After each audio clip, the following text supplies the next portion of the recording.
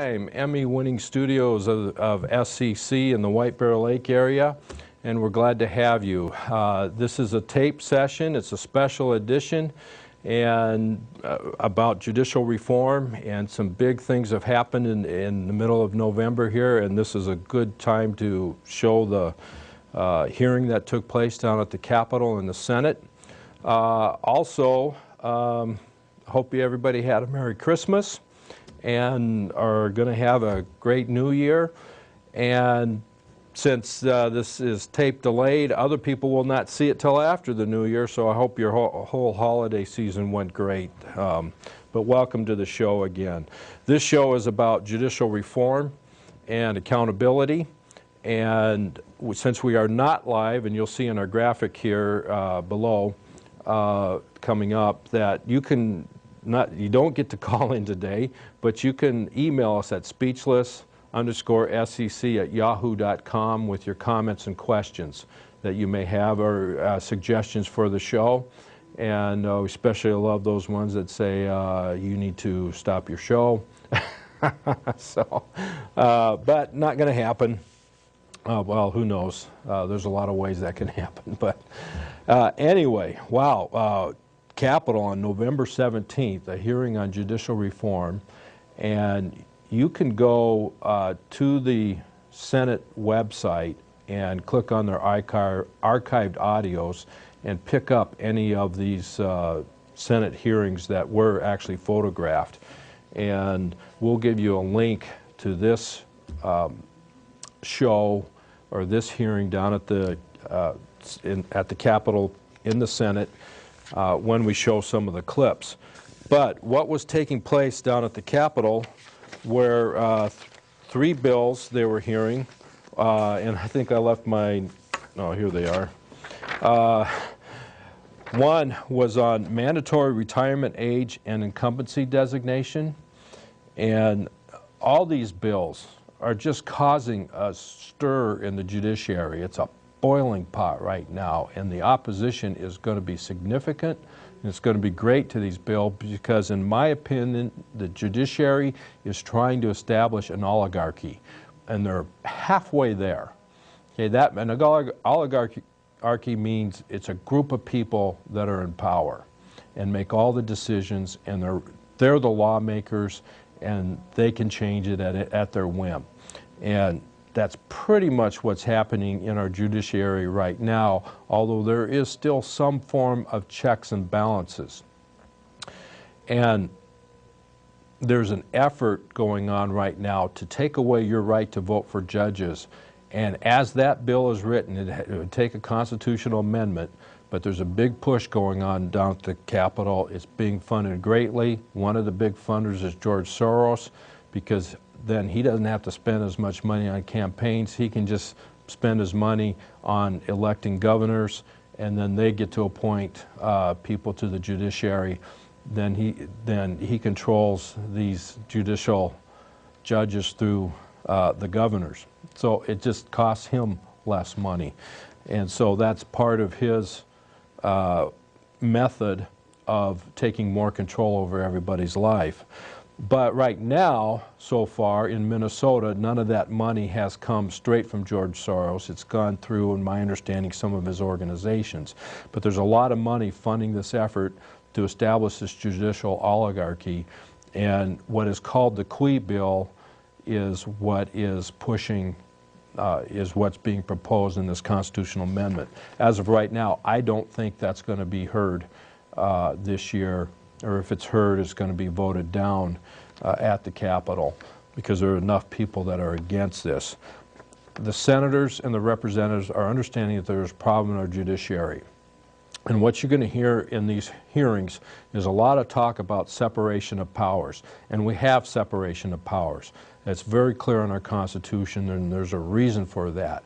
And the reason for separation of powers is each branch of government, the legislative, which makes the law, the judiciary, which is only supposed to not only interpret the laws, but rule based on the law, okay? And then the executive branch, which then carries out the orders of the legislature and the judiciary.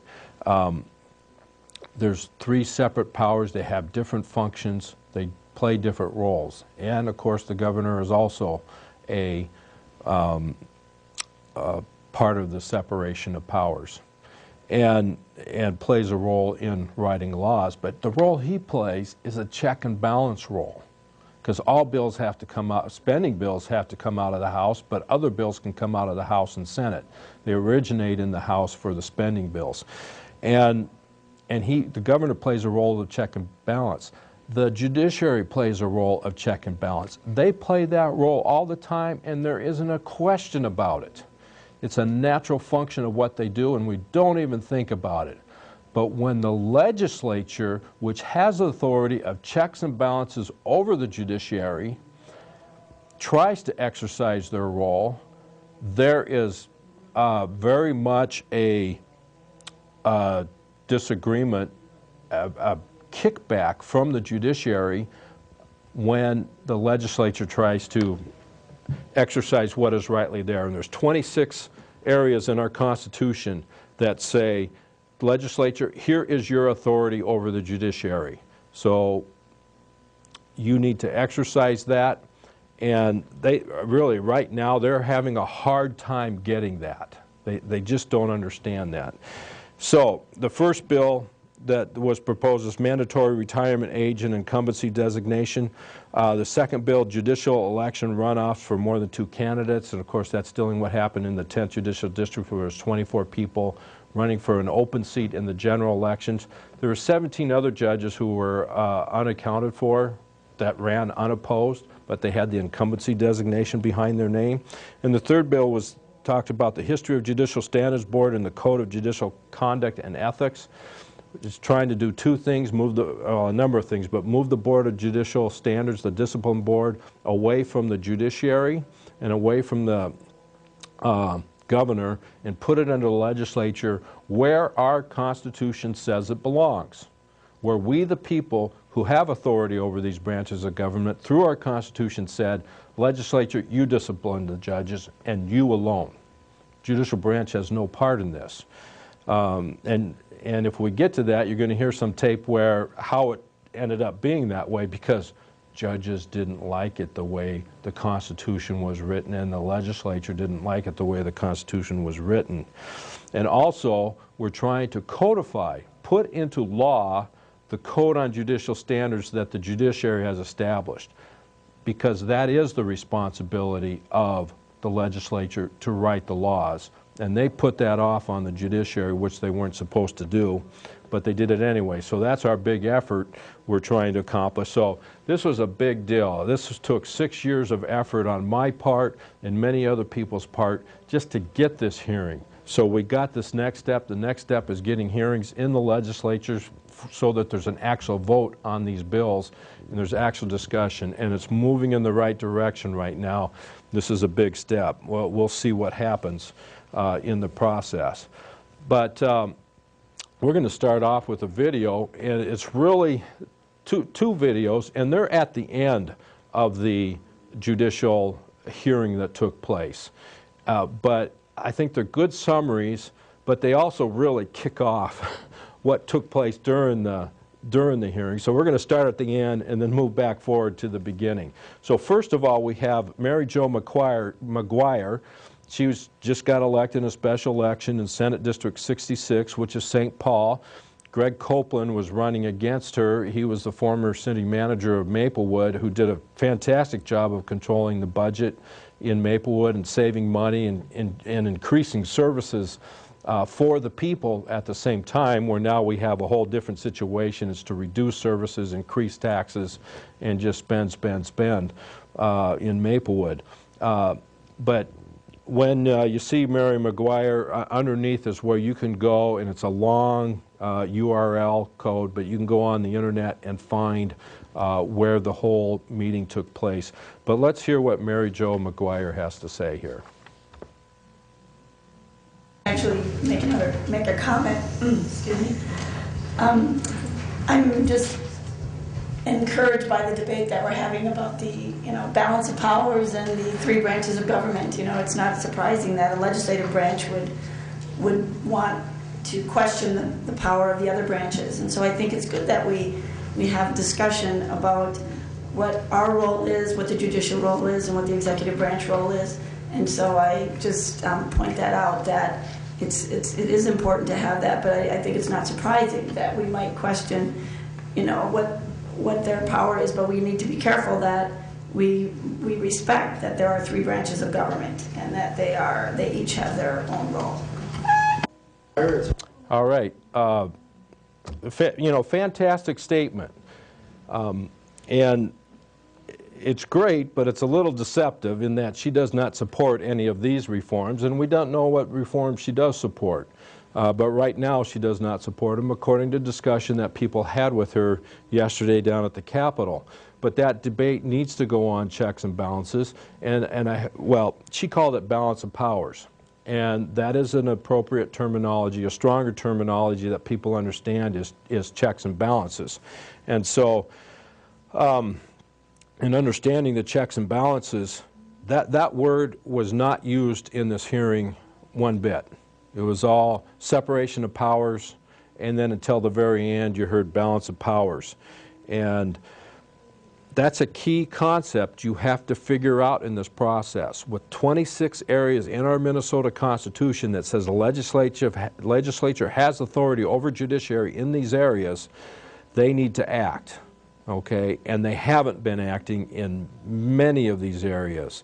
And so, like she said, the door's opening. This discussion is needing to take place, and it's taking place. I just know if Greg Copeland would have been in there, he would have had a lot stronger statements. He would have been fighting hard for judicial reform and holding the judges accountable that we have. All right, the next video we're going to watch is from Senator Dave Thompson. And he is very, I've talked to him a number of times about judicial reform, and I could not get a feel as to where he stood. I know he's been on a radio show, says a lot of things, but he has been very uncommitted in saying things about the judiciary. He's a lawyer. He does know that if he says things that discriminate or are bad, are detrimental to the judiciary or to the practice of law, that he can be disciplined. So you have to be careful with your words. You can't despair the judiciary, okay? So all of a sudden he's talking and he said, whoa, I can't believe what he's saying. We find out where he stands on this issue, but again, this is a statement. It's what are your actions after this? What are they going to do? But he's been a very stand-up man in the legislature so far. So we're going to see now, let's watch and see what Senator Thompson has to say. More of a couple of comments than a question. The legislature has completely abdicated its authority in the oversight of judges. By handing off the responsibility to standards boards, to other people, to folks that are within the system, has virtually assured the fact that there won't be proper policing of the judiciary. And the legislature ought to collectively be ashamed of that. If judges truly make a comment from the bench that they're ignoring the law and going with their feelings, they ought to be dragged in front of this committee and asked about it. And unfortunately, I don't think that happens because obviously that's not very politically popular. Of course, the judiciary is not without fault either. The judiciary has taken on a much more significant role in our society than it should have, through asserting itself overly aggressively in the area of judicial review and other things that called to mind the Federalist 78, which I hadn't read for a long time, but I went back and found this quote that I think will make people understand the difference in the view that our founding fathers had of the role of the judiciary in comparison to what we see them do today, as there are marches on our Supreme Court rather than our legislatures to change the law. This from the Federalist 78. The judiciary, on the contrary, has no influence over either the sword or the purse, no direction either of the strength or of the wealth of society, and can take no active resolution whatever. It may truly be said to have neither force nor will, but merely judgment, and must ultimately depend upon the aid of the executive arm for the efficacy of its judgments. So the problem we have here is judges are too significant, which is why how we select them and how we discipline them and how we review their performance has become far more important than it ought to be. And until the judiciary is willing to see its role as less significant in our society, and until legislatures are willing to do the politically difficult thing and ask judges about the decisions that they make, we'll never solve the problem. Well, there's not a whole lot to repeat with what he said there, but that was a powerful statement that Senator Thompson made. But again, it is encouraging to me to hear these words come out of a lawyer that's in the legislature, even though I don't think lawyers should be in the legislature. But he said it, the legislature has abdicated its responsibility. These are words that we've been using for 6 years, and some people longer. But to finally get to this point, to hear these senators start using these words, to me it's very refreshing. There's a problem going on, and now they're talking about it with our judiciary. And then, of course, Senator Thompson mentioned that the judiciary has taken too much power, the power that it does not have to take. But since the legislature has abdicated its responsibility, it has let the judiciary take this power. Okay, so kudos to Senator Thompson. Your lawyer license is now in jeopardy. I don't think what you said was despairing to the court. It was rewarding to the people, because people need to know what's going on.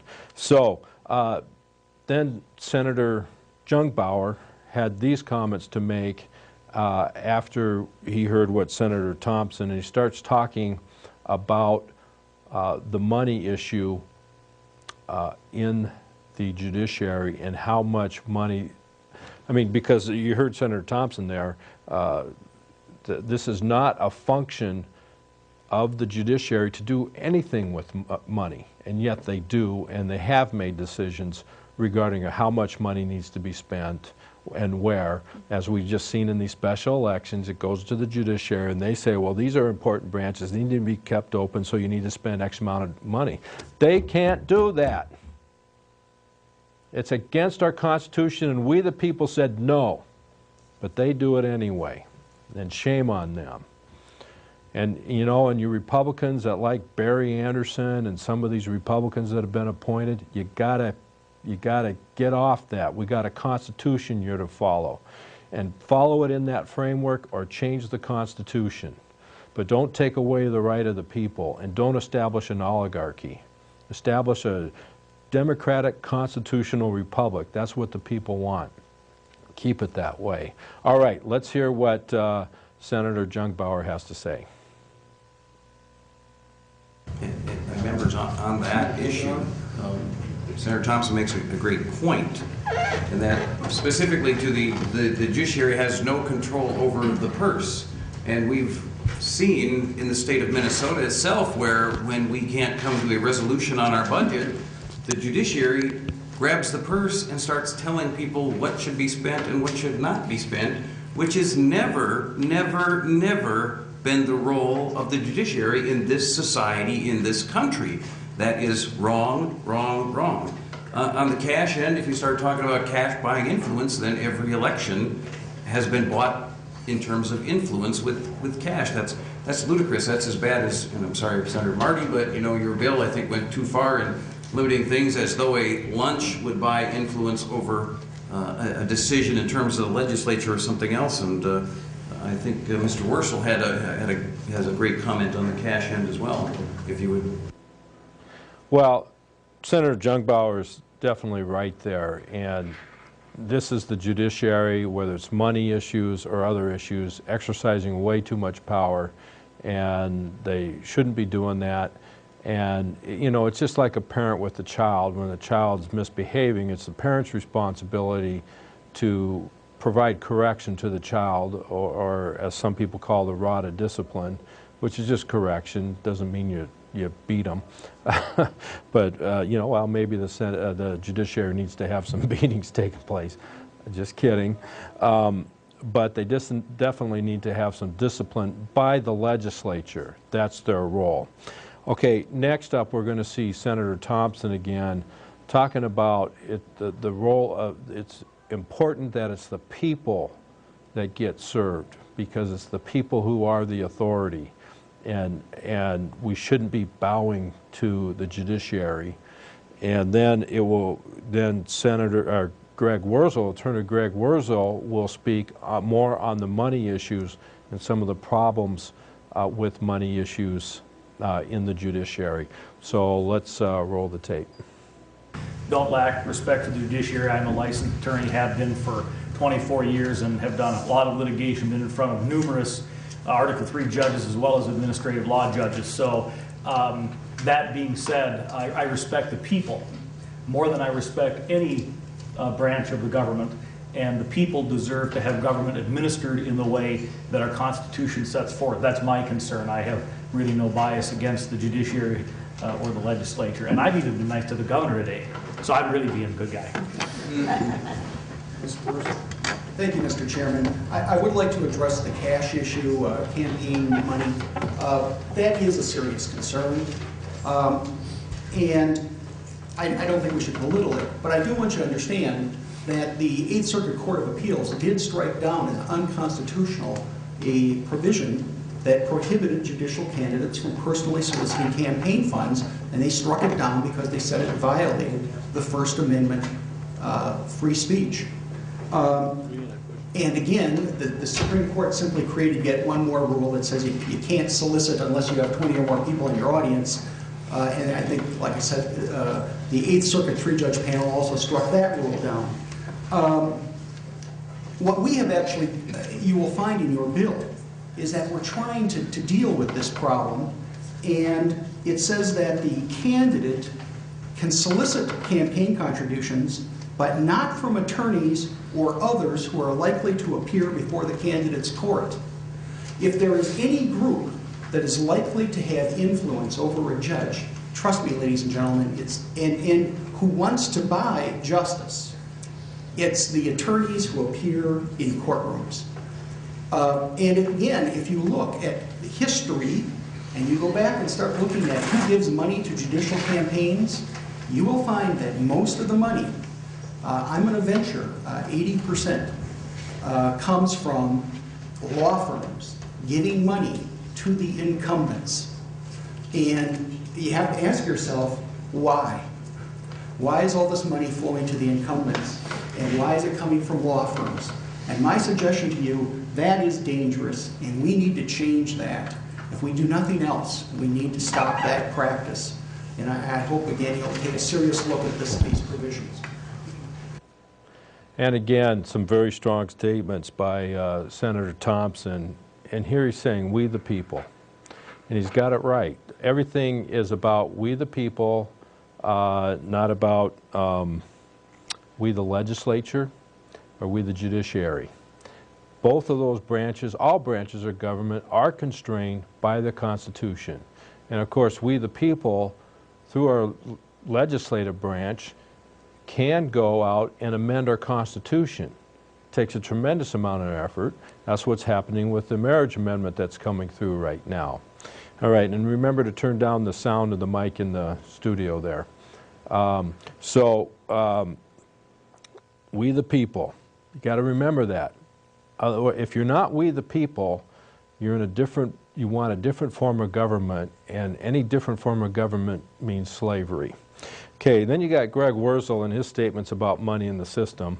But just to add a joke that he usually says, if he wants to campaign for judge and he wants to ask for money, he's got to bring 19 other people into his bedroom in order to ask his wife for money for his campaign run. Okay, that's the way the laws are written. Of course, our Supreme Court is just doing everything to restrict free speech.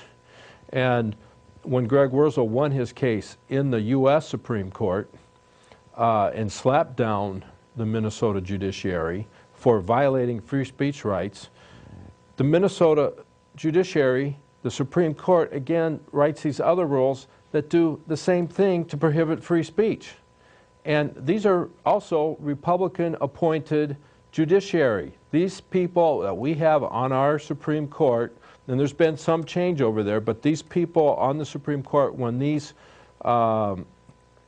rulings were made, they need to be gone. They don't understand our Constitution. They don't understand what free speech means. And so it's a big issue, and Greg Worsel's fighting for the people, and that's why I appreciate him so much. Well, now we're going to get into Senator Newman is introducing bills he's introduced to the Senate, Senate File 627, and it's about mandatory retirement age and incumbency designation. And just spend the time to listen, take notes, because he just lays out a good history of the problem and the history of why we have retirement ages and why we have incumbency designation and why we shouldn't, and then also why it's important that the people elect their judiciary. So let's watch what Senator Senator Newman, Scott Newman, has to say. About two bills of which I am the chief author. The first is Senate File 627, which is a bill that has two parts in it. One which would amend the mandatory retirement of judges, and secondly, which would remove the incumbency designation from judicial ballots. The second bill is Senate File 1097, which addresses the issue of when elections must be scheduled in the event of a judicial vacancy. In order to help you follow my line of thinking and what I'm doing, I'm going to try and give you a little bit of historical background or perspective from my standpoint. And for me, the starting point is the Minnesota Constitution going all the way back to 1857. I will tell you that I have read the debates that occurred during the Constitutional Convention. You may find this odd, but I thought it was kind of interesting reading. The debates, I will tell you, were very, very lively. And what ultimately occurred was the judicial, or I should say the delegates, ultimately decided that in the state of Minnesota, what we are going to have are judicial elections. And the Constitution regarding the judiciary has been amended a number of times over the years. I think about 6 times the last time I counted. None of those constitutional amendments ever affected judicial elections. So I think it's safe for us to assume that from 1857 to date, the fact that we have judicial elections in the state of Minnesota have remained the same. And this is what the current language in the Constitution says, and I want you to keep this in mind. Term of office election. The term of office of all judges shall be 6 years, and until their successors are qualified. They shall be elected by the voters from the area which they are to serve, and keep this in mind, in the manner provided by law. Vacancy. Whenever there is a vacancy in the office of a judge, the governor shall, that's mandatory, shall appoint in the manner provided by law. In the manner provided by law. That's you. That's the legislature. Shall appoint in the manner provided by law a qualified person to fill the vacancy until, and I emphasize the word until, a successor is elected and qualified. Retirement. The legislature may provide by law for the retirement of all judges. The legislature. Part of the purpose of what I'm trying to accomplish here is to get the legislature back involved in judicial elections. We have been derelict in our duty in doing so. And we have left the setting of elections for judicial positions almost exclusively up to the Supreme Court, and I think that we have made a mistake in doing that.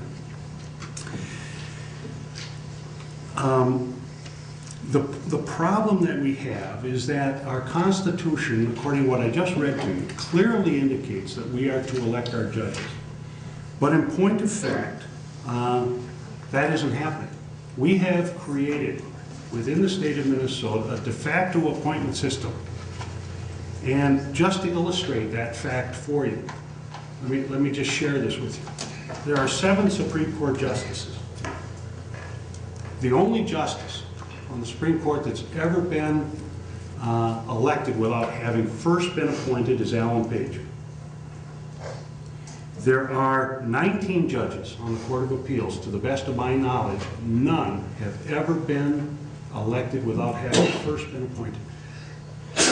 There are, I believe, 283 district court judges in the state of Minnesota. With the exception of a handful, and I mean a very small number, all have been elected only after they were first appointed to the office. And I would be willing to bet that the percentage is something between 90 and 95%. So there's a very, very small number of judges within the state of Minnesota who have run for election and are true incumbents. So the question becomes, why do we care? I mean, I think it's fair to say that we have a real good judicial branch in terms of the quality of our judges in the state of Minnesota. And I think that's a fair statement. There are exceptions to that. But on the whole, our judges are good judges. So why do we care whether or not we are going to rock the boat, so to speak? And I'm going to go right back to the Constitution. The Constitution is the law in the state of Minnesota that trumps everything. It trumps regulations, it trumps rules, it trumps the statutes that we pass. It is the bedrock of our democracy, and we have to follow it. And I think we have to follow our Constitution whether we agree with the terms of it or not. And if we do not agree with the terms of our Constitution, then there is a provision to amend it. And we, in my estimation, are clearly not following our Constitution when it comes to the selection process of judges. And I believe that to be an extraordinarily dangerous precedent in the state of Minnesota. Now, this de facto appointment process, I will tell you I'm not much of a conspiracy theorist, so I'm not going to make any allegations that this process is by design or by unintended consequences. I will tell you I don't know, and frankly I don't care. But I'm telling you that it is there. And this de facto process, in my estimation, has occurred with three separate processes going on at the same time, in concert. Number one is Canon 5. Number two is the incumbency designation. And number three is the mandatory retirement of judges. Canon 5 is a rule. The Supreme Court adopts, interprets, and enforces rules, which is what these canons are, concerning the conduct of lawyers and judges. And Canon 5 is the rule adopted and enforced by the Minnesota State Supreme Court that governs the conduct of judicial candidates. And historically, Canon 5 has been very restrictive in what judicial candidates can say about current issues of the day that are important to the voters, and very restrictive on the ability of candidates to raise money in order to run for elected office. Let me just give you an example as to a statistic that I looked at in 2004. Now, it's somewhat outdated and things have changed a little bit. But in the 2004 judicial, or I should say general election, in the first judicial district, there were 184,000 voters standing in the voting booth that left the judicial ballots blank.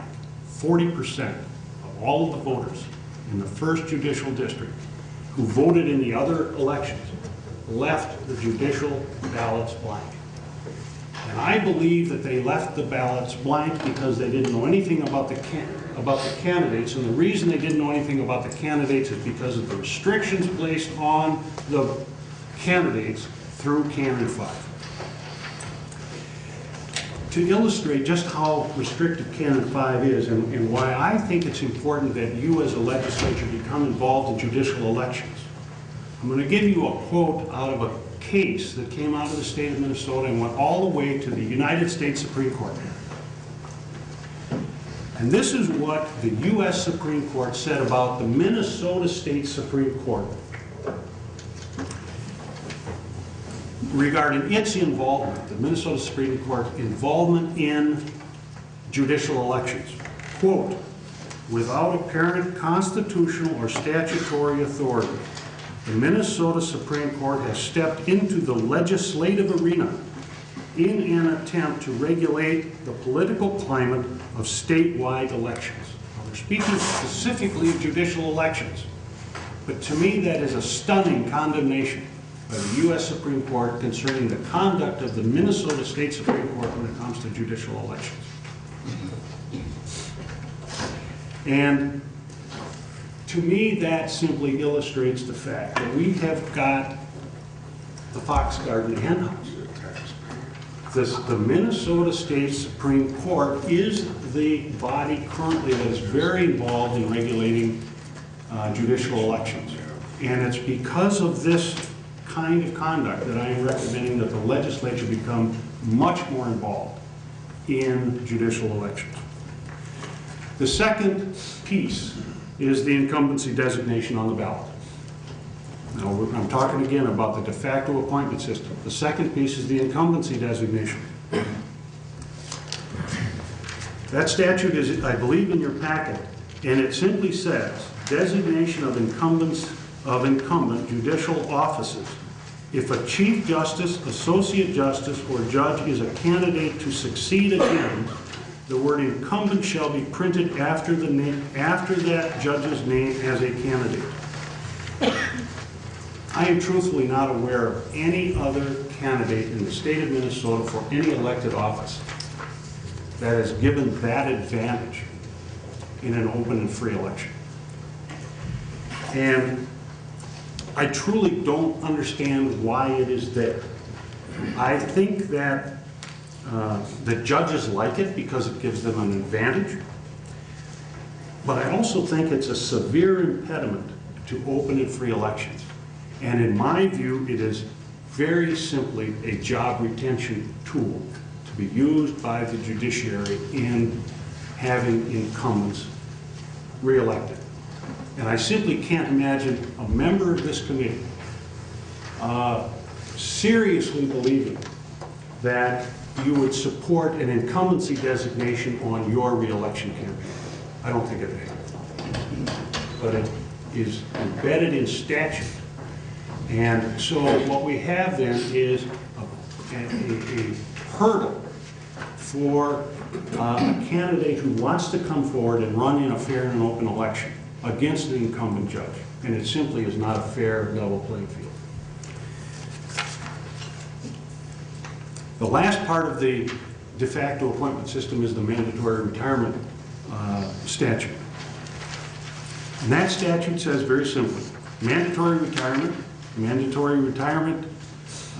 means the last day of the month in which a judge has attained 70 years of age. It's important to note that this is the manner in which the vacancy is created in order for the governor to make the appointments to the bench. This is the tool where vacancy is created.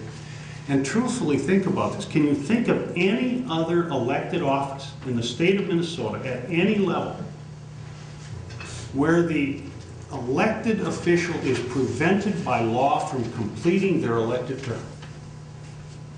Because I can't.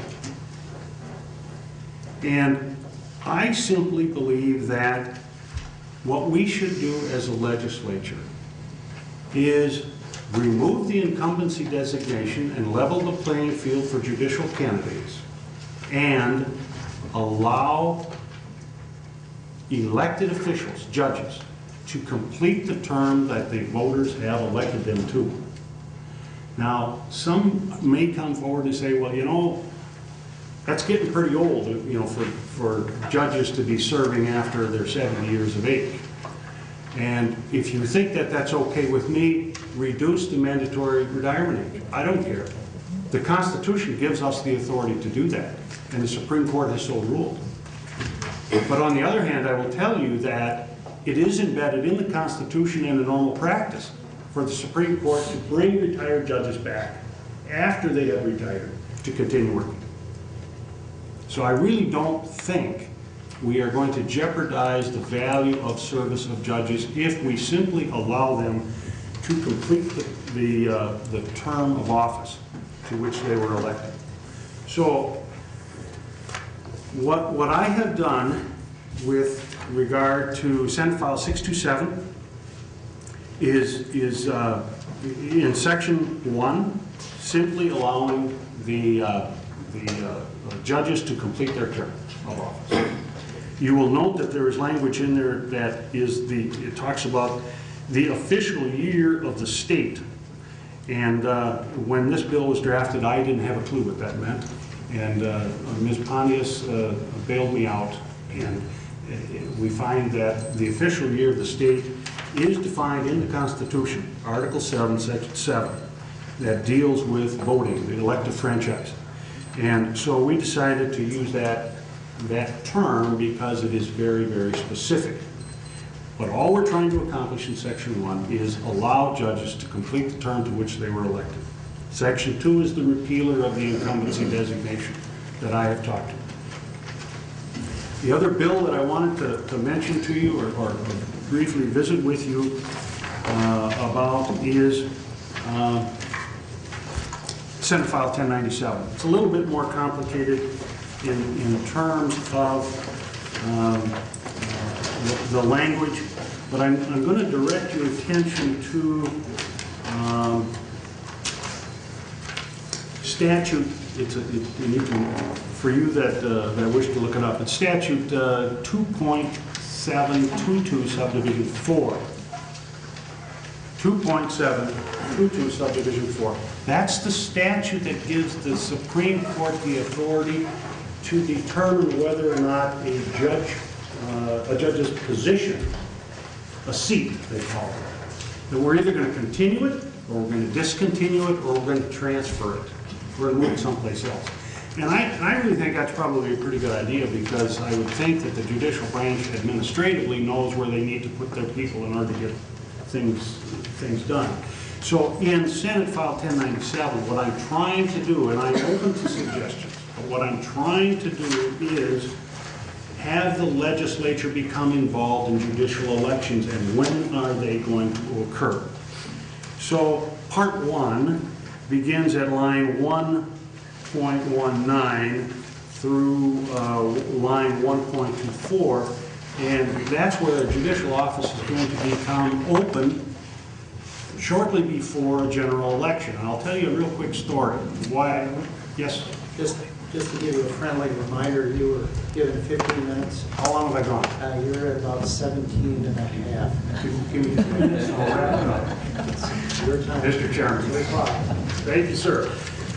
The reason I put that in there is in 2006, up in the... That was a great summary by Senator Newman, and we actually were watching it and discussing it in the back room that we played an extra couple minutes that we didn't want to play, so we've got to cut out some other tape here. But you need to rewatch that. I hope you're recording all this information. And also then we lost our Emmy. You know, that's probably going to wreck our Emmy chances, and we had a graphics problem. So that's a joke we have around here. So next we're going to be seeing Senator Youngbauer introduce the Board on Judicial Standards and why there needs to be changes in the Board on Judicial Standards.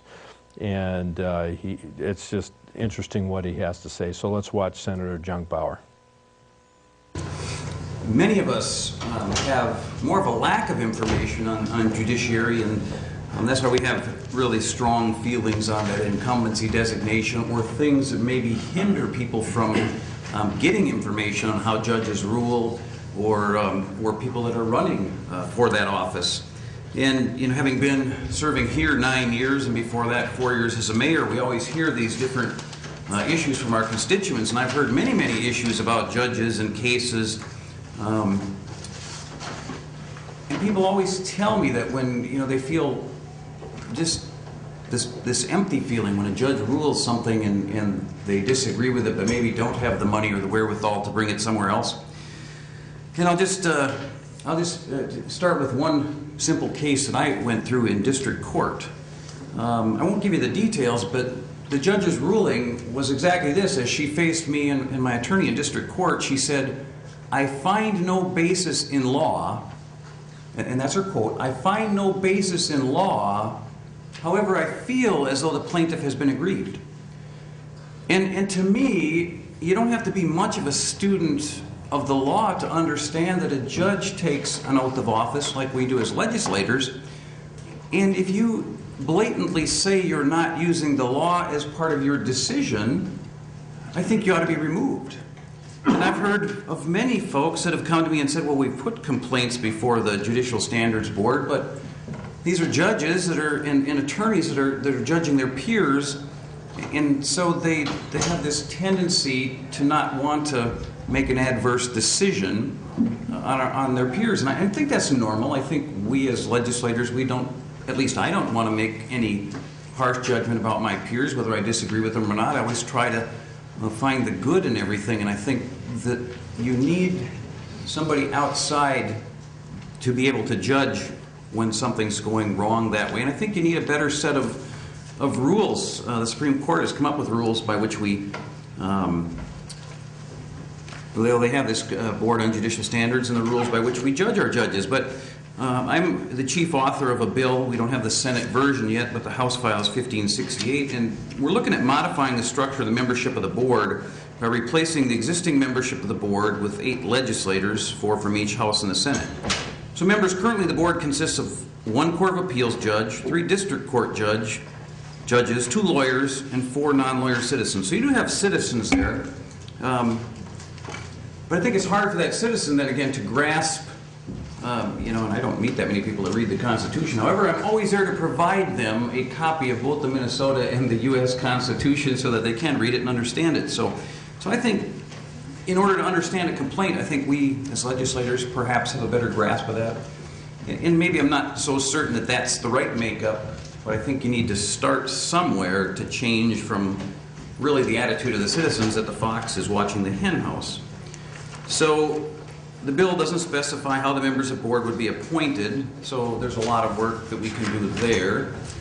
It also modifies the powers and authority of the Board of Judicial Standards, and it clarifies that a board may remove or retire a judge directly, and it also permits a judge to be suspended from office for a conviction or guilty or no contest plea for any crime. Right now, a judge can only be suspended for a felony-level offense or a crime involving moral turpitude, which gets to be a little fuzzy as to how people might judge that. But again, maybe it's just that I have a hardcore opinion that when a judge stands before me and says I find no basis in law, I'm envisioning that somehow after taking the oath of office, little gremlins should come out of the back room and grab that judge and haul that judge away. That is just not what they're supposed to do. They're not supposed to make a ruling based on a feeling. They're supposed to make it based on law. If they can make a ruling not based on law, then why do we need a legislator? Why would we need anybody in the legislature? Why would we need governors? That says that the judiciary is the one hand of government and the only hand of government. So members, we need to change something, and we need to have a way to make certain that judges are doing what their job is. This bill would also codify some of the existing Code of Judicial Conduct. There are a few substantive differences. The elimination of language prohibiting judges making pledges, promises, or commitments on issues likely to come before the court. I think that's one thing we need to understand, we need to discuss, because I think judges need to be able to make broad statements. We shouldn't be able to ask them specifically how they'd rule on things, but we should know from people we're going to elect to the judgeship, or even to affirm the people that are there, the incumbents. We should know broadly how they feel on the issues, and that should be fair game for all judges. Modifications on the gift ban. I don't know if you folks understand that judges can receive certain gifts in certain amounts, and certainly judges are doing that today, and it's talked about in other edges that judges should be no different than legislators. And I think on gifts, they should be no different than legislators. We cannot accept gifts. We can accept educational materials and things like of that nature that help us in our job, but we cannot directly accept gifts. Political campaign activity. It actually changes some of the things. So some of the things that the actual rules today say a judge or judicial candidate shall not do, they're not included in this bill.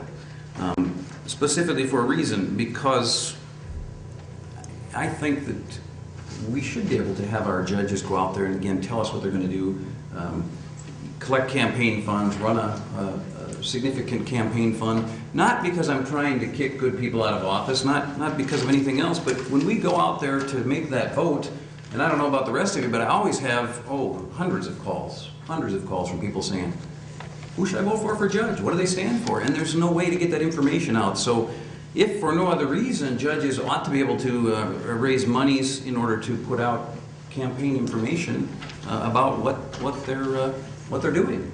Some of the things that they're doing good, or obviously they're going to talk about good, but we should also be able to hear the bad. And I talked about at least one person that I've heard of, and I've heard of a number of them, but judges being able to find somebody and making them remove information that they've put out there to the public about that judge's ruling, that's wrong.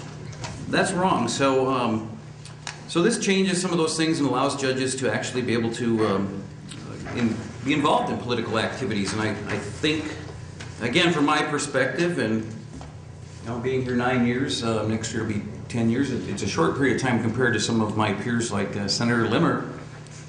But I've tried to learn a lot, and I'm always open to people telling me that I'm missing something here. But there's one thing I do know is that we really don't understand who our judges are. They need to be telling us. I do think we have a good process for picking good candidates to appoint. But from there on, if their renderings from that bench go downhill and veer away from the law, we need some way to remove them from office and remove them quickly or suspend them, and that's really what this is about. So I was going to be shorter, but I guess it took. You get on your bully pulpit sometimes and spend a little bit too much time. But, all right, Senator Youngbauer, very good stuff. Why do we need a legislature if judges are making the laws? And of course, you now have a judge who used to be a former Speaker of the House and a Ramsey County attorney, who is now a judge, said in a hearing that judges are our lawmakers. That's why they need to be elected. Now this former lawmaker is a judge, so now he's a lawmaker? I mean, this is a problem we have with our judiciary, is that they are not to be the lawmakers, and they're doing that. And so Senator Youngbauer moving that board underneath the legislature, the Board of Judicial Standards, the Discipline Board underneath the legislator, fantastic. That needs to happen. Establishing that process, getting that discussion going. I can't tell you how much that I appreciate that. I mean, that's been years in coming, and it's finally here. Well, now we're going to hear a tape from Greg Wurzel again, talking about the problems with the Board on Judicial Standards. It'll be a brief tape here, but let's watch and see or hear what Greg Wurzel has to say. I have filed ethical complaints against judges with the Board on Judicial Standards. I might just as well have thrown them in the wastebasket. It's like it's a black hole in which complaints seem to go into and in which you never really seem to get a response. All of their hearings are, the public is excluded, including even the complainant. So you have no idea what they're doing, what their decisions are, what the outcome is. And most surprisingly, I guess, was the fact that I would file complaints and never be asked a follow-up question, never be asked to come and testify, never be asked for why I said what I said in my complaint. Just amazing. Another problem with the way this is set up is the influence of the Minnesota Supreme Court. And I want you to understand this process a little bit better. And you need to look at Article 6 of the Minnesota Constitution, Section 9, which deals with retirement, removal, and discipline. It in part says the legislature may also provide for the retirement, removal, or other discipline of any judge who is disabled, incompetent, or guilty of conduct prejudicial to the administration of justice. No other branch of government, including the Minnesota Supreme Court, has that delegation of power. Only the legislature has been given the power to remove or discipline a judge. Now, the first thing... Well, that's some fantastic testimony, and it is, I just appreciate Senator Jungbauer and Greg Wurzel, attorney, former Minnesota Supreme Court candidate, who have stepped out and stepped up to raise these issues that need to be raised and that our legislature needs to deal with. And it's been a long time coming, and it's really because of the switch of power in the Senate that this is being discussed, because it couldn't be discussed before.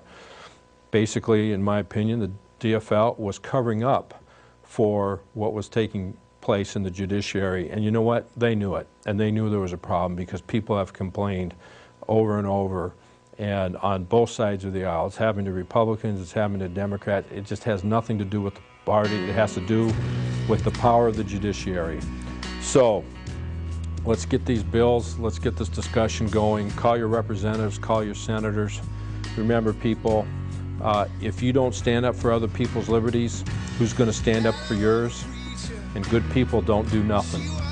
All right, have a great week, day, and we'll see you next time. Goodbye. God bless.